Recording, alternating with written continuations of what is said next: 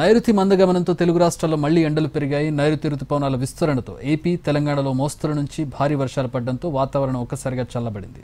రోహిణీ కార్తె మొదలయ్యే సమయంలో వర్షాలు ప్రారంభం కావడంతో ఈ వేసవిలో ఆ ప్రభావం కనిపించింది. అయితే ఇప్పుడు వాతావరణంలో మార్పు వచ్చింది. నైరుతి రుతుపవనాలు మందగించాయి.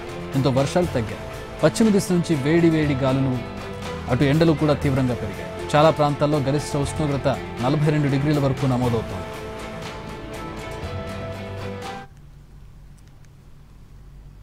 నైరుతి మందగమనంతో తెలుగు రాష్ట్రాల్లో మళ్లీ ఎండలు పెరిగాయి. నైరుతి రుతుపవనాల విస్తరణతో ఏపీ, తెలంగాణలో మోస్తరు నుంచి భారీ వర్షాలు పడడంతో వాతావరణం ఒక్కసారిగా చల్లబడింది.